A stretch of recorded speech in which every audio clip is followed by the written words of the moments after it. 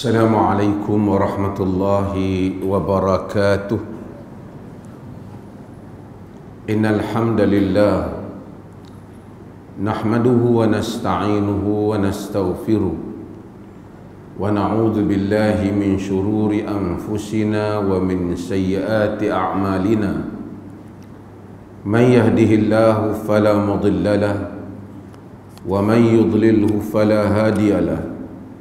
أشهد أن لا إله إلا الله وحده لا شريك له وأشهد أن محمدا عبده ورسوله أما بعد.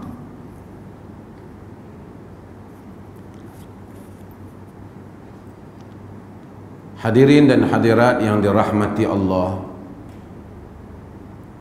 berikutnya ialah hadis Uthman bin Abil As Al-Thaqafi.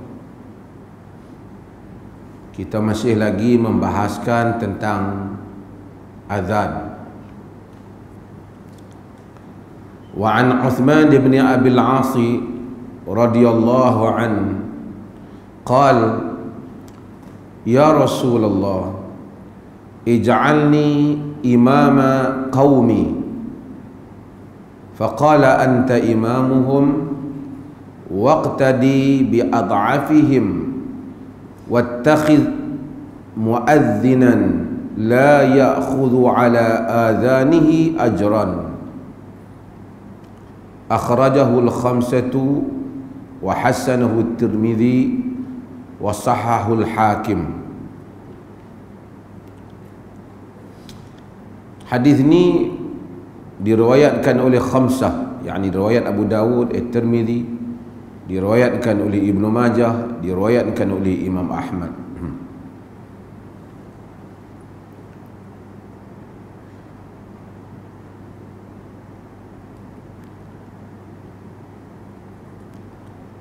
Wa an Uthman bin Abil As, daripada Uthman bin Abil As As-Thaqafi.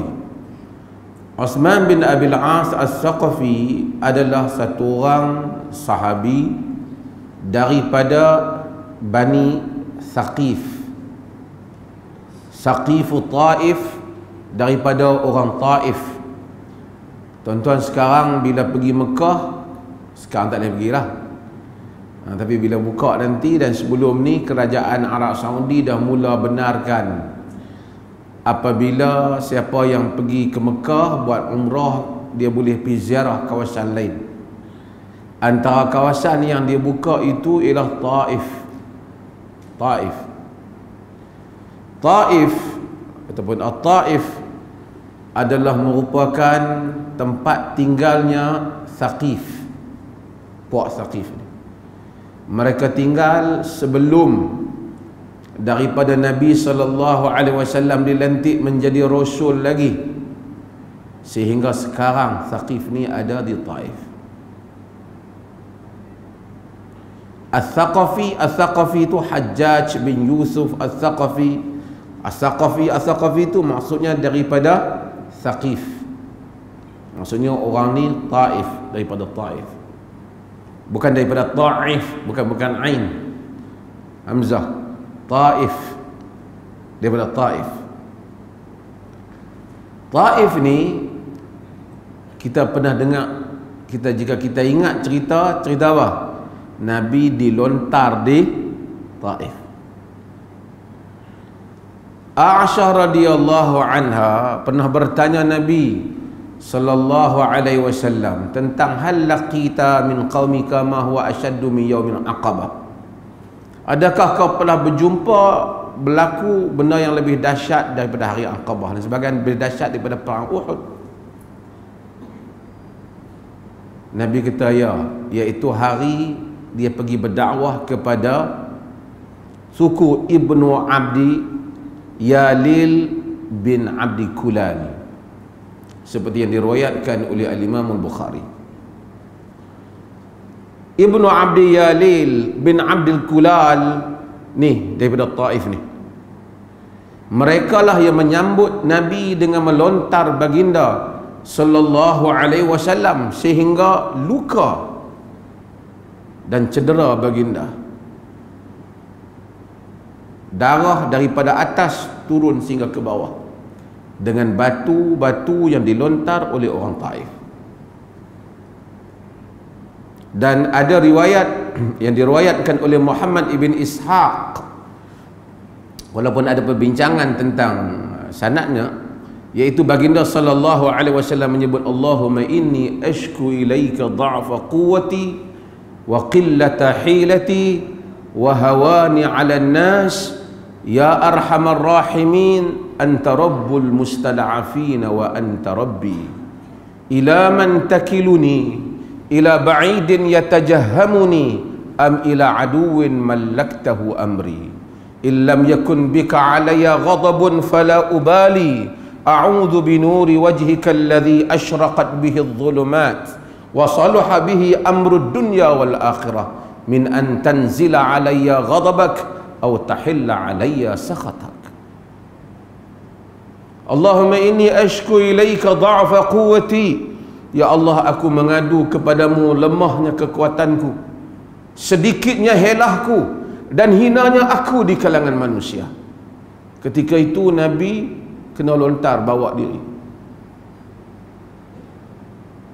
Ya arhamar rahimin anta rabbul mustada'afin wa anta rabbi, wahai yang maha pengasih di kalangan yang pengasih, engkau adalah Tuhanku, dan engkau adalah Tuhan orang-orang yang kena tindas, dan engkau adalah Tuhanku. Kepada siapa engkau hendak serahkan diriku ini, wahai Tuhan? Kepada orang jauh yang bermasam muka denganku, ataupun kepada musuh yang kau jadikan mereka menguasai urusanku? Aku berlindung dengan cahaya wajahmu yang menerangi kegelapan, yang dibaiki dengannya urusan dunia dan akhirat. Janganlah diturunkan kepadaku marahmu, dan dihalalkan ke atasku murkamu. Tidak ada daya dan upaya melainkan dengan engkau, wahai Tuhan. Nabi bermunajat. Nabi tak komplain Tuhan, tapi Nabi kata, kat siapalah nak bagi aku ni? Ketika itu orang-orang Mekah, Nabi dari segi sebahagian ijtihad ahli sirah menyatakan baginda sallallahu alaihi wasallam pada tahun itulah meninggalnya Abu Talib, pada tahun itulah meninggalnya Khadijah. Semua orang-orang ni dah tak ada. Baginda bersendirian pergi ke Taif. Itu yang orang Taif buat kepada Nabi. Orang Taif ni dalam suku-suku Arab yang ada, mereka paling lambat sekali masuk Islam.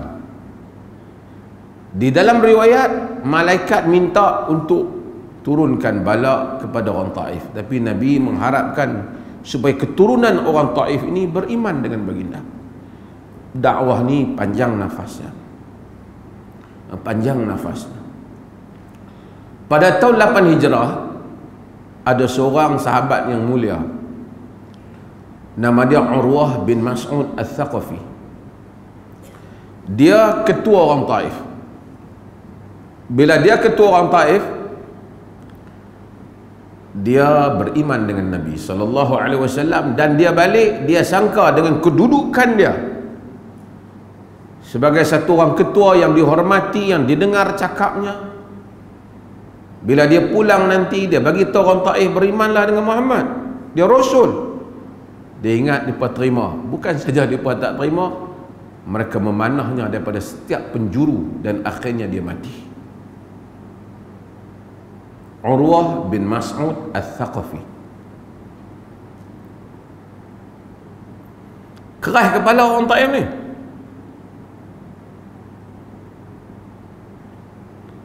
Sehinggalah apabila suku-suku Arab dah kalah selepas peperangan Hunain, tak nampak jalan dah siapa yang lawan dengan Nabi akan menang. Taif, Thaqif, kira jom kita beriman juga. Dalam keadaan itu, mereka kata, kita terima Islam. Arab semua dah terima. Jadi mereka nak hantar wakil mereka pergi jumpa Nabi. Ketua mereka takut. Ibnu Abdi Yalil bin Abdul Kulal dalam sebahagian riwayatnya bimbang, kalau sekiranya dia pergi, dia balik kena panah macam Urwah bin Mas'ud Al-Thaqafi. Dia takut tak mau pergi seorang. Gangster ni biasanya dia tahu gangster lain nak buat apa. Jadi akhirnya mereka pakat, mereka pergi beberapa orang, pergi berjumpa dengan Nabi sallallahu alaihi wasallam. Maka pergi pada Nabi pada tahun yang ke-9 Hijrah. Tanya ujung-ujung dah Nabi, hayat Nabi. Dan Nabi menerima perwakilan mereka. Salah seorang perwakilan mereka seorang budak muda dalam usia 27 tahun yang bernama Uthman bin Abil As Al-Thaqafi. Rawi kita ni ada tu. Semua tak ada kitab pun tengok. Uthman bin Abil As Al-Thaqafi, Nabi tengok ada kebolehan dia, minat dia dengan pada Quran. Nabi SAW lantik dia. Dia kata pada Nabi, ya Rasulullah, ij'alni imama qaumi. Wahai Rasulullah, jadikanlah aku imam kepada kaum aku. Padahal dia budak muda antara ramai-ramai tu. Dia offer, dia tawar diri dia, dia minta Nabi SAW supaya lantik dia. Tuan-tuan hadirin yang dirahmati Allah, supaya kita, sebelum kita pergi lagi, saya nak sentuh satu hal. Apa dia? Dakwah ni dia kena panjang nafas. Dan orang di dalam medan dakwah ni dia tidak berdendam. Nabi SAW tak berdendam. Kalau nak ikut apa yang Taif, apa yang Thaqifut Taif, puak-puak Thaqif daripada Taif ni buat, hampa pergi balik lah. Itu hampa belagak sangat. Aku dah nak menang, dah menang dah baru nak main. Hampa ni tak ikhlas kalau ikut kita kan. Tapi tak. Nabi SAW terima perwakilan Taif. Sebab itu orang yang nak dakwah ni sadrul rah, lapang dada dia. Dalam perjalanan dakwah manusia akan menghadapi berbagai-bagai, dilukai, disakiti, tapi dia tidak meninggalkan kesan di dalam diri kita. Kita balik, kita tidur, habis cerita. Kerana kita bekerja untuk Allah Subhanahu wa taala. Masa kita bertarung sepantas-pantasnya, setangkas-tangkasnya.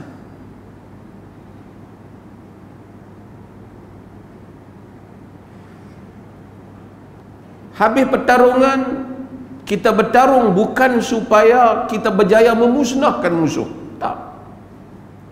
Supaya kita dapat membentengi agama, mempertahankan agama. Kita suka kalau musuh tu terima agama, walaupun dia dah dosa banyak. Nabi suka apabila Abu Sufyan menganut Islam. Nak ikut rekod Abu Sufyan, macam-macam kezaliman kerana perancangan dia telah menyebabkan orang Islam susah, mati, diseksa. Tapi dia masuk Islam. Nabi terima Islamnya. Bahkan Nabi pujuk perasaannya, ego ketuanya itu, ego sifatnya sebagai ketua. Nabi pujuk perasaannya. Nabi kata, man dakhala al-masjid al-haram fahuwa amin, wa man dakhala baita Abi Sufyan fahuwa amin. Sahabat cakap kuat. Kata Al-Abbas, Abu Sufyan suka orang puji dia, wahai Rasulullah, sebut sikit nama dia. Nabi kata siapa masuk Masjidil Haram selamat. Masa tentera masuk Mekah. Siapa yang masuk Masjidil Haram selamat. Siapa yang masuk ke rumah Abu Sufyan juga selamat. Oh, Abu Sufyan rasa tak dibuanglah aku ni. Fa aslam wa hasuna islamuhu, dan dia telah Islam dan baik Islamnya. Berjuang sampai ke Syam, matanya kena cedera, kena berjihad pada jalan Allah. Walaupun sering juga sahabat-sahabat yang ada taklah berapa mesra sangat dengan Abu Sufyan ni, mengenangkan apa yang dia buat, tapi mereka tak berdendam, tetap dia di dalam tentera mereka. Nabi sendiri tidak dendam. Sebab tu orang yang kuat dendam dia tak boleh menjadi pendakwah. Pendakwah lawan dia lawan, berjuang dia berjuang, selesai dia selesai. Dan Allah Azza wa Jal tidak mensia-siakan amalan yang telah kita lakukan. Dia dulu buat macam-macam buat aku dulu sakit banyak kerana dia. Tuhan tidak lupa. Fa inna Allah la yudhi'u ajral muhsinin. Sesungguhnya Allah tidak mensia-siakan amalan orang-orang, pahala orang-orang yang telah melakukan kebaikan. Nabi Yusuf alaihi salam, apabila adik-beradik dia datang dan mereka mula cam, anda Yusuf, kau adalah Yusuf. Apa Nabi Yusuf kata selepas itu? Innahu man yattaqi wa yasbir fa inna Allaha la yudhi'u ajral muhsinin. Sesungguhnya sesiapa yang bertakwa dan bersabar, Tuhan tidak mensia-siakan pahala orang-orang yang melakukan kebaikan. Yakni sepanjang yang dilalui ini, apakah segala kesakitan yang dikenakan, walaupun kawan itu mungkin dah masuk Islam, dia tu dah masuk Islam, aku dulu kena nanya saja dengan dia. Tak. Tuhan tidak mensia-siakan. Itu perjuangan dengan syarat semasa kita berjuang kerana Allah. Ini penting. Termasuk geng Saqif. Dan Uthman bin Abil As, dia apabila dia jadi pemimpin mereka, Nabi SAW lantik dia. Sekali saya akan bincang pasal Nabi, dia minta jawatan kat Nabi. Kita tahu jawatan tak boleh minta, tapi dia minta. Dia minta, ij'alni imama qaumi, jadikan aku imam kaumku. Nabi lantik dia menjadi amir Taif, pemimpin Taif. Abu Bakar As-Siddiq masa zaman pemerintahan dia masih lagi melantik Uthman bin Abil As Al-Thaqafi sebagai amir kepada Taif. Bila mari Sayyidina Umar bin Khattab, beberapa tahun Umar melantik dia, masih mengekalkan jawatan dia. Kemudian Umar mencabut jawatannya dan melantik dia menjadi amir di Oman dan di Bahrain pada zaman pemerintahan Umar bin Khattab radhiyallahu anhu. Semasa zaman Abu Bakar Siddiq radhiyallahu anhu, berlaku gerakan atau berlaku ramai Arab yang murtad. Ramai Arab yang murtad. Sebahagian mereka enggan membayar zakat, dia tidak murtad tapi mereka enggan membayar zakat. Maka kata tak perlu bayar kepada khalifah. Itu yang Abu Bakar bangkit, ayan qusuddin wa ana hayy, adakah agama menjadi kurang sedangkan aku masih hidup? Abu Bakar berperang dengan mereka. Di kalangan mereka menyatakan, kalau Muhammad itu Rasul, masakan dia wafat? Dan ada kabilah-kabilah Arab yang murtad, sehingga Abu Bakar membuat gerakan memerangi orang murtad. Abu Bakar perang orang murtad. Sebab itu Maulana Abul Hasan Ali An-Nadwi, dia menyebut tentang zaman ni, dia kata riddah la Aba Bakrin laha, murtad yang tidak ada lagi Abu Bakar untuk menghadapinya. Masa tu murtad siapa hadapi? Abu Bakar Siddiq radhiyallahu anhu. Suku Taif ni kita beritahu paling lewat masuk Islam. Jadi Uthman bin Abil As As-Saqafi dia kata kepada orang Taif, ya ma'syar Thaqif, wahai sekalian orang Thaqif, kuntum akhirun nasi islaman fala takuna awwalahum irtidadan. Wahai orang Thaqif, kamu adalah orang yang paling lewat Islam, jangan kamu jadi orang yang paling awal murtad. Menariknya Thaqif ni tak murtad. Hak lain-lain ramai yang murtad, yang masuk Islam dulu, Thaqif pertahan. Itu saya kata panjangnya nafas Nabi SAW di dalam dakwah. Tak murtad Thaqif. Walaupun mereka lewatlah Islam mereka tu bila, tapi kalau awal pun murtad tak gunalah.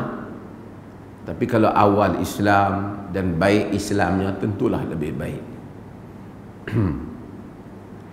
Dalam riwayat disebut di Sufyan Al-Thawri, walaupun ada perbincangan kerana ada Hasan Al-Basri kena mursal, kena irsal. Hasan Al-Basri ada masalah kerana dia tidak bertemu dengan Umar.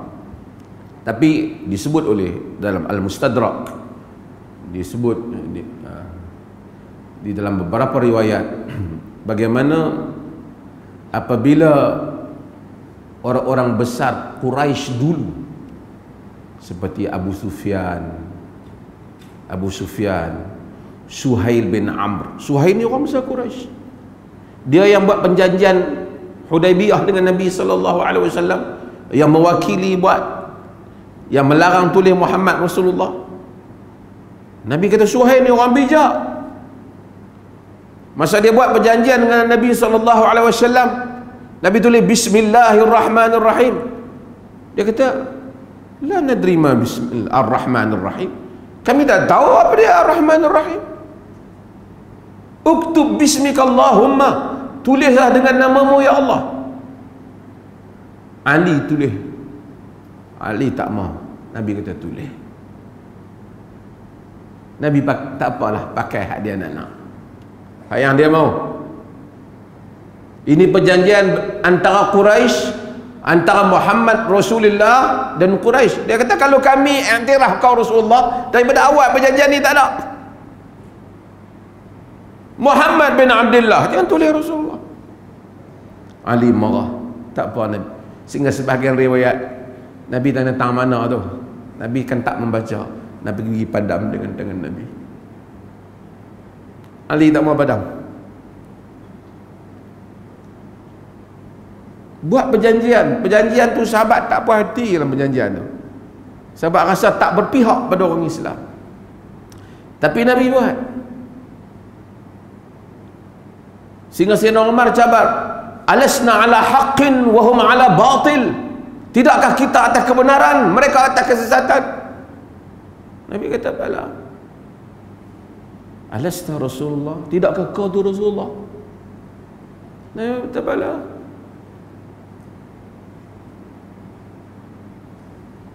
Dia kata alama nu'ti daniyata fi dinina. Pasal apa kita kurangkan? Pasal apa kita beralah? Allah tak putuskan lagi siapa yang menang dan siapa yang kalah. Lawan dulu. Nabi kata ya Ibn Khattab, wahai anak Ibn Khattab, ini Rasulullah, aku Rasulullah. Walan yudayyi'allahu, Allah tak akan mensia-siakan aku.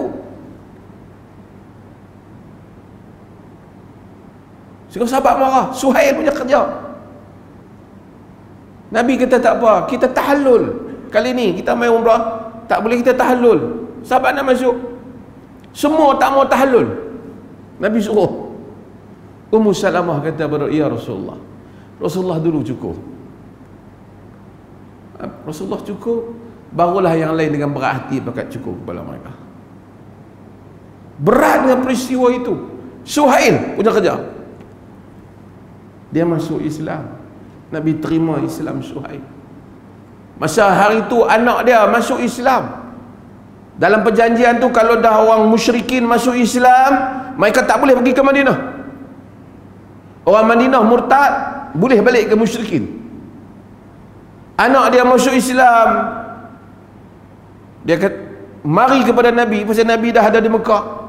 Dia kata nak ikut Nabi. Suhail kata yang ni yang pertama, anak dia ini termasuk dalam perjanjian. Anak dia tak boleh ikut Nabi. Dia rantai anak dia, dia heret anak dia, dia pukul anak dia. Umar bin Khattab ikut anak Suhail. Geram, ni masuk Islam kita kena bela. Rasulullah tak perjanjian.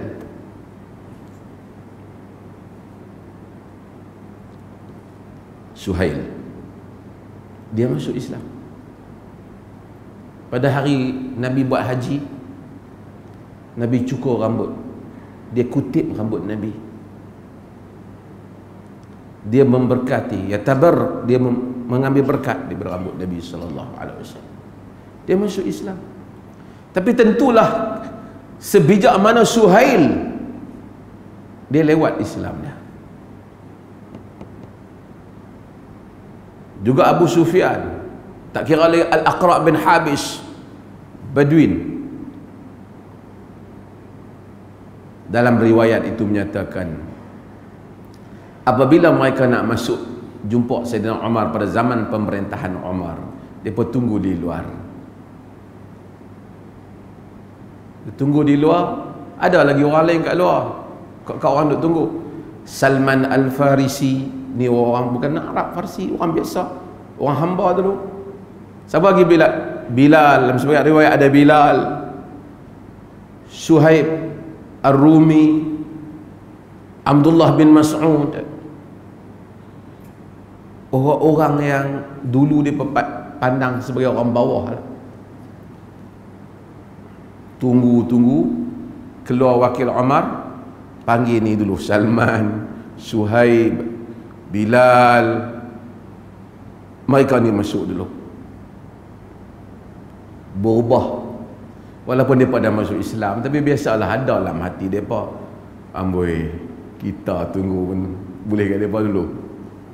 Hak boleh tu hak bawah lah bagi mereka. Ni semua ni pangkat besar ni kan, tinggi-tinggi punya pangkat dulu di dalam kaum Quraisy. Tapi kata Suhail bin Amr kata kat mereka, aku tengok wajah hampa berubah muka. Dia kata kat dia kata, in hasadtumuhum ala babi Umar, jika kamu tak puas hati kerana di pintu Sayyidina Umar, wa ma a'addallahu lahum akbar, apa yang Allah sediakan untuk mereka lebih besar. Du'u wa du'ina wa asra'u wa abta'na. Mereka pun diseru pada Islam, kita pun diseru. Mereka cepat masuk, kita lewat padan muka kita. Macam itulah. Anak kita apa? Nabi seru Islam, kita pun seru. Mereka masuk cepat, kita lambat. Kalau kita tak puas hati pada mereka di hari dunia ini, di pintu Umar bin Khattab, bagaimana satu hari di akhirat kelak apa yang Allah sediakan untuk mereka jauh lebih baik. Hadirin dan hadirat yang dirahmati Allah, sebab itu tidak sia-sia orang yang daripada mudanya memegang agama. Dia tak boleh kata dia pegang agama lama, kita ni beramal dengan agama, mereka ni masuk kemudian pun kuat. Tak apa. Allah la yudhi'u ajral muhsinin. Tuhan tahu amalan orang-orang yang baik. Amalan kita tersimpan di sisi Allah Jalla wa'ala. Sebab tu lebih baik dan buruk kedudukan seseorang hanya Allah yang mengetahuinya. Tidak ditentukan oleh latarnya dan siapa asal usulnya. Okey. Dalam riwayat ini kata dia, ij'alni imama qaumi, jadikan aku imam kepada kaumku. Tadi saya sebut dia ni, dia masuk Islam masa tu dia pergi, dia apa nama, Osman bin Abil As ni mati di Basrah tahun 50 tahun 51 dia mati di Basrah. Dia kata Nabi, ij'alni imama qaumi, jadikanlah aku imam kaumku. Kita tahu bahawasanya Islam tak suka orang minta jawatan. Nabi tak suka orang minta jawatan. Macam mana dia boleh minta? Nabi bagi tak? Orang politik mau dengar. Apabila Abdul Rahman bin Samurah datang kepada Nabi SAW, dia minta jawatan, nak jadi ketua kaum dia. Nabi kata, ya Abdul Rahman, la tas'alil imarah, wahai Abdul Rahman, jangan minta jawatan. Fa innaka in u'titaha an mas'alatin, karena engkau apabila diberi jawatan itu kerana engkau minta kepada jawatan itu, ukilta ilaiha, engkau diserahkan pada jawatan tu. Nah, ni jangan minta jawatan. Kalau kau minta, fa innaka in u'titaha an mas'alatin, jika kau diberi jawatan tu kerana kau minta, ukiltaha ilaiha, engkau diserah pada jawatan tu. Wa in u'titaha min ghairi mas'alatin, jika engkau diberikan jawatan kerana engkau sedangkan kau tak minta, wa'inta 'alaiha, engkau ditolong dalam jawatan tu. Nabi tak suka minta. Jadi Nabi dalam riwayat, nahnu la nuwalli hadzal amr man sa'alahu aw harisun 'alaih. Kami tak lantik jawatan ni orang yang minta atau orang yang duk teringin nak jawatan ni. Macam mana dia boleh minta? Yang ni dia minta, Nabi bagi. Para ulama bincang bab ini kerana kata mereka hendak dilihat kepada siapa yang minta. Jika orang tu dia minta kerana dia semata-mata teringin, dia ni memang jenis teringin nak jadi ketua, gila jawatan, yang ni tak boleh bagi dalam siasat Islam. Tapi kalau dia minta tu kerana dia nampak orang lain tak boleh buat kerja ni, dan dia memang bertujuan untuk memberikan kebaikan dan kemaslahatan pada orang ramai, kerana keupayaan yang dia ada yang tidak ada pada orang lain, maka orang seperti ini dilantik jawatannya. Nak tengok, dia kena tahu diri dia. Antara buktinya Nabi Yusuf alaihi salam apabila dia menyatakan, ij'alni ala khazainil ard inni hafizun alim, dalam surah Yusuf. Jadikanlah aku menguasai, mentadbir khazanah bumi, yang ni jadi menteri pemendaraan, menteri kewangan. Inni hafizun alim, kerana aku ni sangat dapat menjaga dan sangat tahu dalam urusan ini. Dia minta tu jawatan. Minta jawatan kerana nak berkhidmat dengan tujuan dia tahu diri dia boleh buat, orang lain tak boleh buat. Yang duk bertanding lah mereka macam tu lah, lebih kurang tu lah. Sampai tak boleh pun nak gagah lagi. Jawatan ni dia ketagihan politik. Siapa pun dia ketagihan. Saya kata ketagihan. Imam pun orang ketagih. Tak boleh dah, tak mau. Sebab bukan nak buat kerja tu sangat, tapi jawatan ni menyebabkan ada pengaruh, ada orang dengar cakap, ada orang keliling. Sebahagian orang-orang yang bertarung nak dapat jawatan tu kena itu. Sebab tu hubbul jah, cintakan jawatan itu dilarang oleh agama. Tapi manusia memang semua orang cinta jawatan. Sebab itu manusia disuruh minta doa supaya Allah membersihkan dirinya dan berbagai-bagai hari. Nabi kata, anta imamuhum, maka engkau adalah imam mereka, yakni engkau dilantik menjadi imam mereka. Yang ini Nabi terima dia sebab dia layak. Waqtadi bi ad'afihim, engkau kena ambil kira. Asalnya ikut waktu tadi, kau ambil dengan yang paling lemah di kalangan mereka. Maksudnya bila jadi imam, jangan duk kira kita seorang lah, kena kira orang belakang sama. Sebab itu ada beza. Semayang fardu semua orang mai salat, atau orang perempuan pun mai semayang fardu berjamaah, disuruh. Ada kaul, kebanyakan kaul kata wanita salat paling afdal di rumah. Al-Imam Ibn Hazm Al-Andalusi dalam Al-Muhalla telah menulis, menjawab semua isu ini, menjelaskan dengan penghujahan yang kuat bahawasanya seperti mana kaum lelaki, demikiankan wanita dituntut untuk salat berjamaah di masjid. Siapa-siapa ahli baca kitab, pergi baca apa yang disebut oleh Al-Imam Ibn Hazm Al-Muhalla dengan satu perbahasan yang hebat yang menunjukkan keilmuan Al-Imam Ibn Hazm Al-Andalusi, membuktikan, menyanggahi qaul jumhur dalam masalah itu.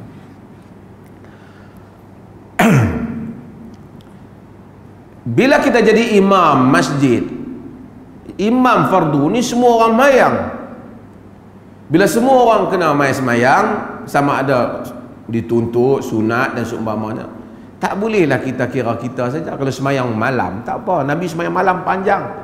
Ada sahabat mari, Ibn Abbas apa ikut, tak apalah panjang, kerana yang tu semayang pilihan. Semayang fardu ada tuntutan, jadi orang nak mari ikut di belakang. Tu imam mungkin tak ada kerja apa, tapi makmum mungkin dah kerja. Jadi kita tengok, kita masjid kita di kawasan mana, hari tu hari apa, sudah sembahyang subuh pukul berapa, jangan terlalu panjang, bagi ruang untuk orang bersiap nak pergi kerja. Kalau sembahyang Isya mungkin orang dah tak ada kerja apa dah, mungkin boleh panjang sedikit.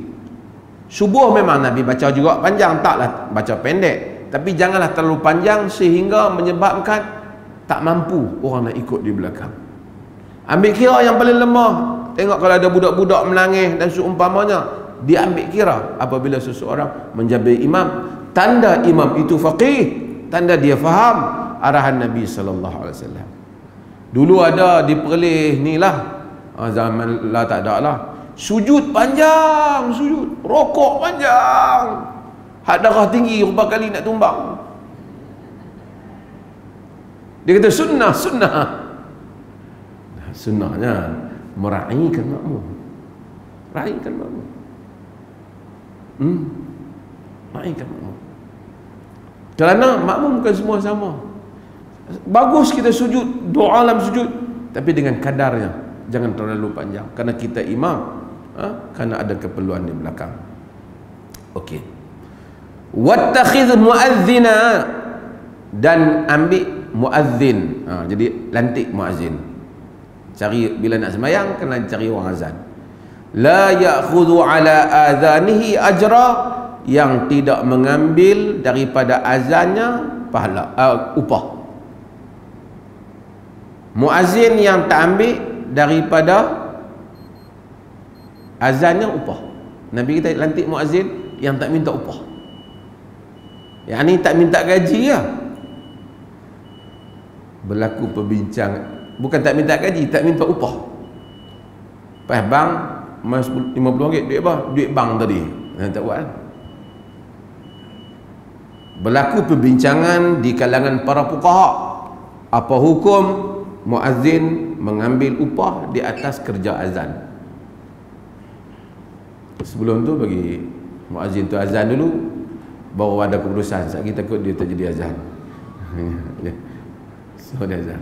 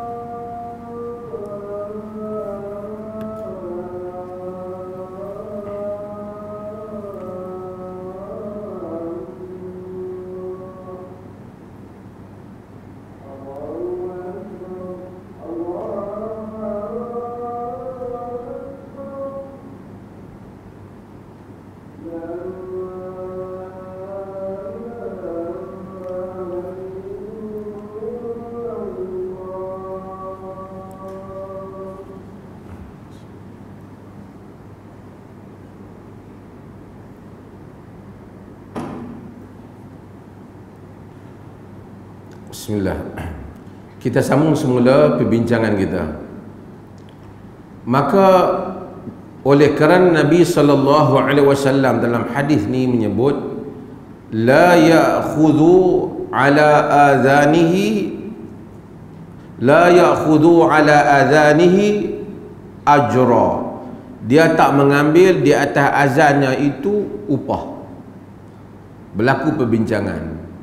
Di kalangan mazhab ada yang menyatakan ini larangan. Maka dalam qaul dalam mazhab Hanafi dinukilkan dilarang mengambil upah bagi orang yang azan. Di kalangan mazhab ada yang menyatakan bahawasanya ini bukan larangan, ini yang lebih afdal jangan ambil. Pasal dia kata la tu maksud tak usah ambil lah, kalau dia tak haramkan, maka mereka memakruhkannya. Di kalangan mereka menyatakan dia boleh ambil bukan upah, tapi dia ambillah pemberian daripada Baitul Mal, seperti yang disebut oleh fuqaha dalam mazhab Imam Syafi'i rahimahullahu taala. Di kalangan fuqaha ada yang menyatakan bahawasanya dia bukan ambil upah azan, tapi dia ambil upah tugasan untuk memastikan sentiasa azan itu, yang menyebabkan dia tidak boleh melakukan tugas-tugas yang lain. Jadi dia terpaksa untuk memantau, memastikan waktu masuk dan seumpamanya, menyebabkan dengan tindakan dia itu dia telah hilang pendapatan-pendapatan dia yang lain untuk meneruskan kehidupan seperti biasa. Maka dengan itu dia boleh mendapat upah ataupun mendapat gaji daripadanya. Perbezaan fuqaha berlaku dalam hal ini. Maksudnya jika secara umumnya mereka membenarkan muazzin mendapatkan terutamanya daripada Baitul Mal jika dia satu orang muazzin yang tetap untuk urusan tu. Tapi kalau dia main-main tengok tak ada siapa azan, dia pun azan. Pada tu pergi jumpa Tok Imam, RM30 siapa? Duit azan tadi. Yang tu nampak sangatlah dia azan menyanggahi hadis ni lah, dia azan nak cari duit. Tapi dia ini bertugas tetap, tak boleh pergi mana dah, itu kerja dia, maka fuqaha sebahagiannya mengizinkannya. Namun jika satu orang tu kaya, duit dia banyak, pencen pun makan tak habis, dia kerja muazzin dan dia tak ambil upah, itu lebih afdal, kerana dia telah keluar daripada semua masalah ini, menyamai apa yang disebut di dalam hadis ini bahawasanya dia tidak mengambil upah daripada azan. Mudah-mudahan Allah Subhanahu wa taala merahmati kita, dan ni satu hadis nak baca lagi satu pun dia dah mengambil masa, dan insya-Allah kita buka pada sesi soal jawab bagi mereka yang soalan.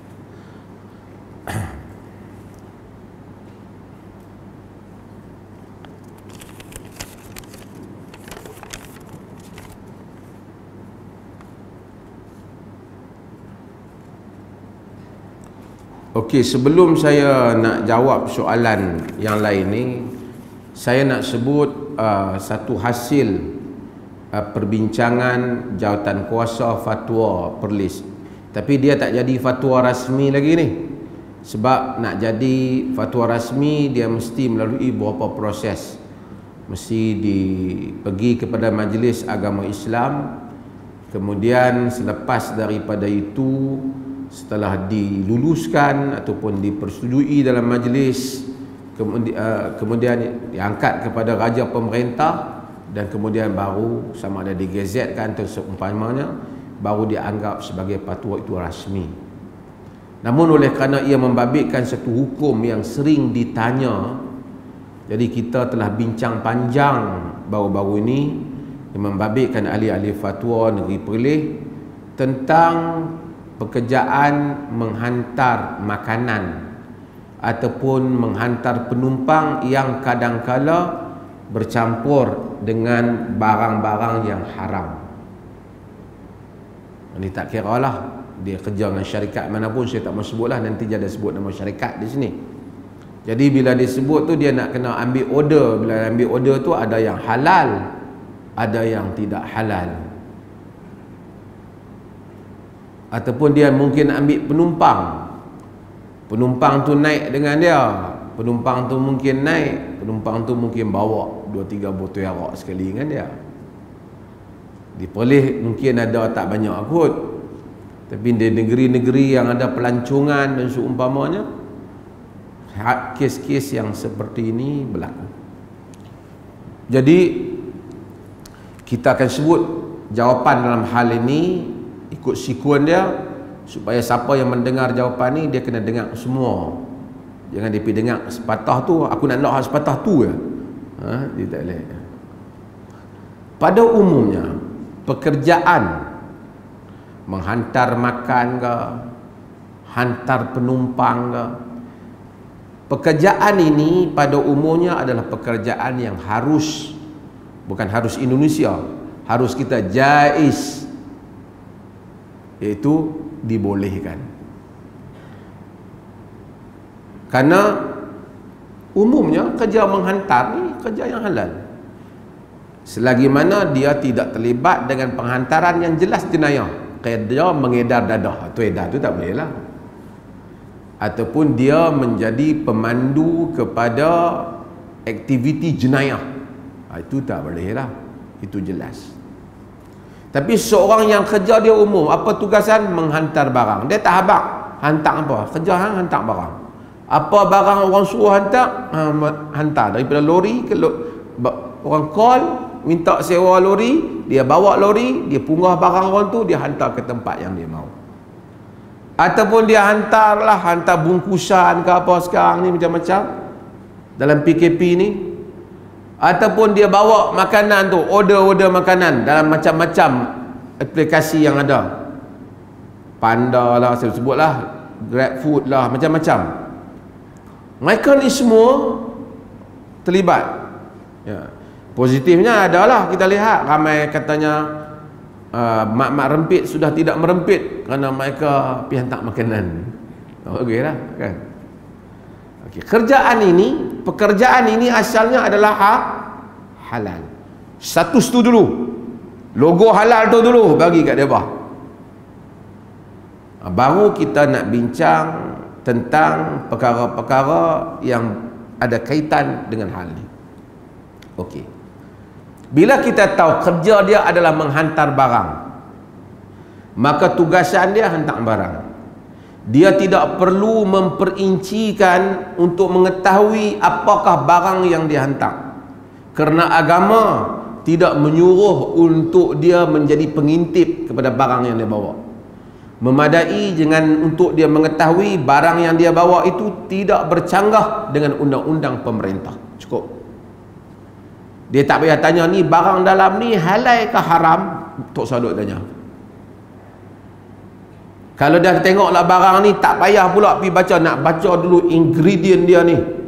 Ada tak barang-barang yang syubhah ataupun haram, tak payah nak buat kerja tu. Kerana dia bukan bahagian pengawasan syariah barang-barang. Kerja dia ialah menghantar. Supaya dia tak serabut kepala dia dengan hal-hal ni. Tak disuruh kata aku ni sejak mengaji ni warak sikit, nak hantar hang kena bagi tahu dalam ni ada apa. Tak perlu. Tengok sil, dia penghantar, selamat dia dari segi undang-undang, tidak dianggap sebagai mengedar dadah dan seumpamanya, dia lakukan tugasan itu. Itu. Adapun jika zahir memang tugasan dia ni nak suruh hantar benda haram. Ni, hari ni hang punya tugasan hantar satu kontena ni, tak ada barang lain dah, memang hang kena pergi hantar arak ni 30-40 botol di tempat ni. Clear. Ataupun ni babi duk goreng panas-panas ni, hang pergi hantar Ustaz. Clear. Apa hukum kalau dalam keadaan yang demikian? Di sisi majoriti para ulama, mereka mengharamkan jika perkara itu jelas haram, barang haram. Dia nak hantar ni kepada, kita kena tahu dia hantar ni kepada non-muslim. Non-muslim.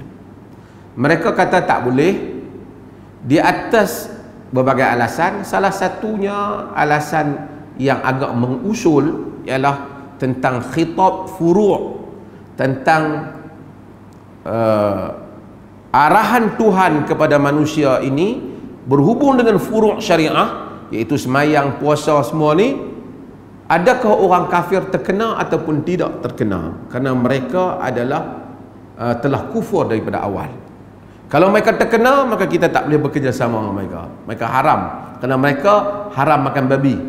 Ataupun sebenarnya tak bincang dah haram makan babi itu kerana mereka dah kufur daripada asal, seperti mazhab Abu Hanifah. Ini teknikal lah. Sebahagian kata itu urusan di akhirat, tak apa. Yang pentingnya jumhur menyatakan tidak boleh. Sementara mazhab Abu Hanifah menyatakan jika dia hantar, kerjanya hanya menghantar kepada non-muslim, dan dia bukan produce benda tu, bukan dia yang perah arak, dia hantar saja, dan non-muslim tu yang nak minum, bukan muslim, termasuklah khinzir. Sebenarnya arak lebih berat daripada khinzir, kerana khinzir makan dosa jugalah kalau siapa makan, tapi arak ada kesan lain lagi, dia boleh bahaya orang lain, dia mabuk, dia pukul orang dia. Tapi sehingga para fuqaha seperti Ibn Abidin membuat contoh arak. Kata dalam mazhab Hanafi dia boleh hantar. Hanafi dia kata boleh hantar. Majoriti kata tak boleh. Hanafi kata boleh selagi bukan dia yang produce benda tu, dia hanya menyampaikan saja. Kita dalam perbincangan menyatakan kita minta supaya orang awam mengikut mazhab jumhur dalam hal ini. Tak usah hantar. Melainkan jika sekiranya dia tidak ada pekerjaan dan pendapatan, melainkan itulah pendapatannya, jika hilang pendapatan itu menjadi satu beban yang besar pada diri dia, maka bolehlah dia mengamalkan mazhab Hanafi dalam satu tempoh sehingga dia berusaha mendapatkan pekerjaan lain yang lebih selamat. Kalau dia ada pilihan, dia pilih. Kalau tak ada pilihan, dia amal qaul Hanafi itu sehingga dia mendapat pekerjaan lain. Okey. Macam mana jika asal itu halal tapi sampingan itu haram? Contohnya apa? Contohnya seperti dia pemandu teksi, tumpang teksi dia, satu orang bukan Islam naik dengan teksi dia, dia bawa arak satu, sebelah bekas ni duk pegang kiri kanan, dia kata bawa saya nak balik rumah. Jadi apabila bawa dia akan bawa juga sekali dengan arak dia. Apa hukum hal ni? Contoh yang lain, misalnya orang sewa lori dia nak bawa, nak pergi pindah rumah, hangkutlah semua barang rumah, peti air lah, mesin basuh lah, juga hangkut sekali 2 tong arak bubuh dalam lori itu sekali, dia sewa sekaligus.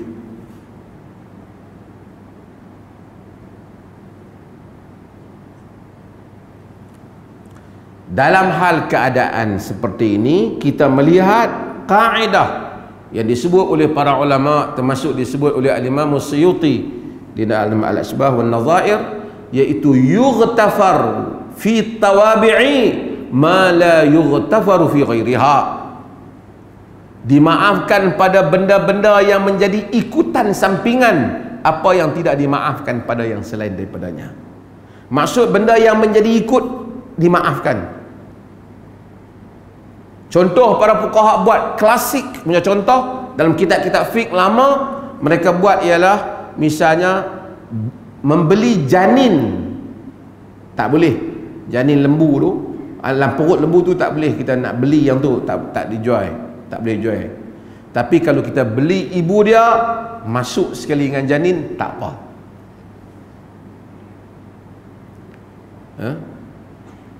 Beli sewa pokok yang tengah berbuah belum masak lagi. Ada perbincangan fuqaha ni. Yang tak pasti buah tu masak ke tak, mungkin gugur tengah jalan, tak boleh. Tapi kalau dah kita beli kebun semua sekali, termasuk dengan buah-buah tu, walaupun belum masak lagi, boleh.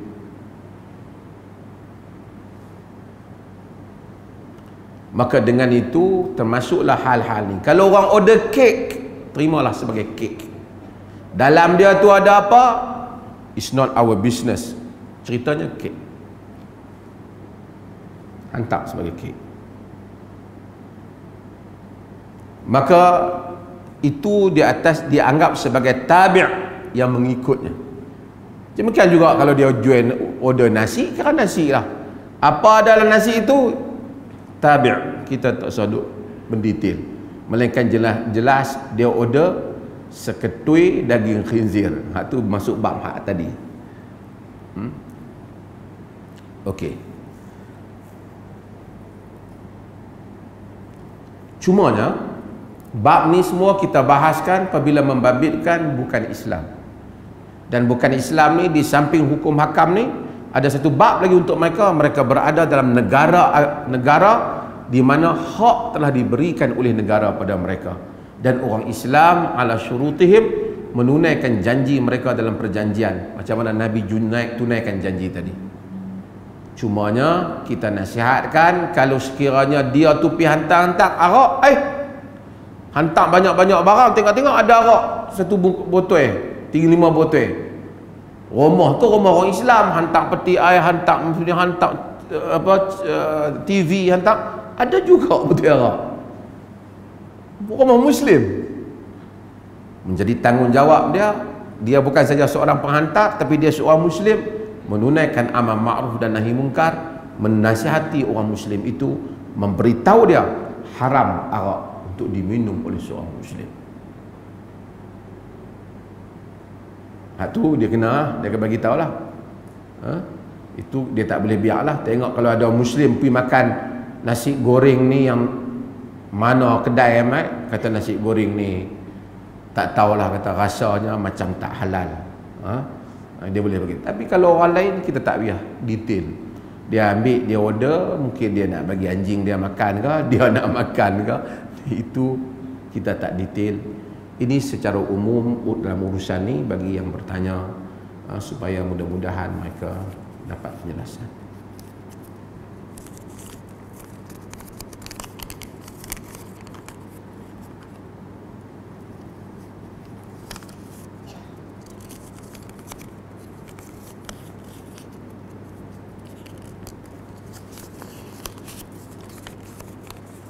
Nabi ada offer tawanan perang untuk ajak anak-anak orang Islam sampai pandai, baru boleh balik rumah mereka.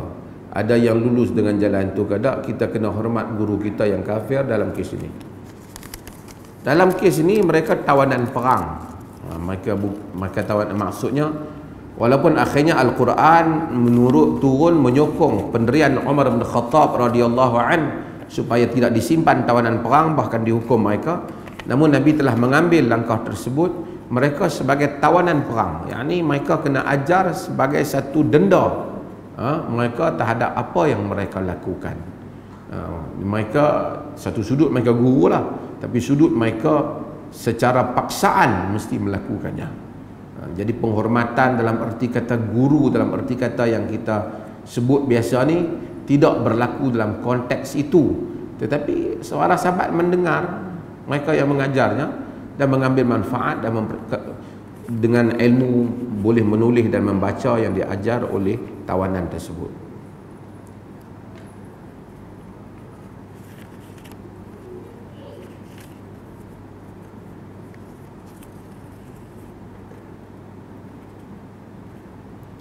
Ada orang kata, Nabi kata wabak kanser dari rejaman jin dan syaitan. Dan orang itu klaim rawatan guna Al-Quran cukup untuk pulihkan kanser. Mohon penjelasan. Hadirin dan hadirat yang dirahmati Allah, kita naklah tahu bahawasanya Nabi SAW telah mengajar manusia ini berubat dengan bacaan dan juga dengan bahan. Cerita Nabi ajak dalam Islam semua jampi ni, semua orang yang salah tafsir ataupun telah mempergunakan dalil-dalil menyalahi tempatnya. Sebab itu ada perkataan habbatu sauda syifa min kulli da. Ada beberapa bahan yang disebut oleh Imam Al-Bukhari, Nabi bakar tikar tentu dan digunakan untuk luka. Kesemuanya ini menunjukkan menggunakan bahan. Dalam Syiar A'lamun Nubala, Aisyah radhiyallahu anha, walaupun ada sedikit masalah pada sedikit riwayat itu ada, tetapi secara umumnya disebut dalam Syiar A'lamun Nubala, dinukil juga Imam Ahmad. Orang bertanya kepada Aisyah radhiyallahu anha tentang, wahai Ummul Mukminin, kami tidak heran jika sekiranya engkau pandai tentang agama kerana engkau isteri Nabi. Tak heran jika kau pandai tentang syair kerana engkau binti Abi Bakr, kerana engkau anak Abi Bakr. Tapi daripada mana engkau mengambil ilmu tib, perubatan? Kata Aisyah menyatakan bahawa Nabi itu marid, sakit fi akhir umri, pada akhir umurnya, dan wufudul Arab, perwakilan Arab datang dan mereka mengajar ubat dan aku orang yang membancuhnya. Maksudnya Nabi sendiri ambil ubat dengan pancuhan, ubat ketika sakit.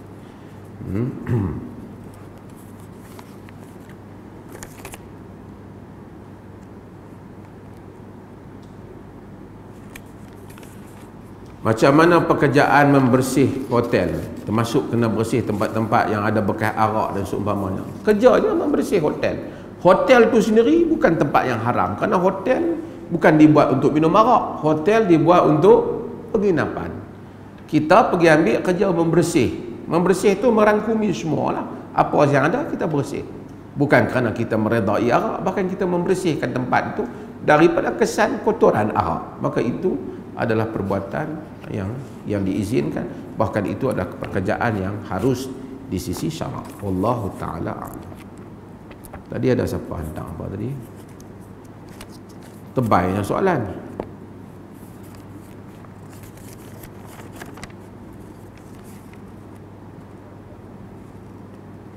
Panjang ni. Minggu depan jawab boleh? Ini satu karyangan bahasa Malaysia 30 markah. Wassallallahu ala nabiyyina Muhammad walhamdulillahi rabbil alamin.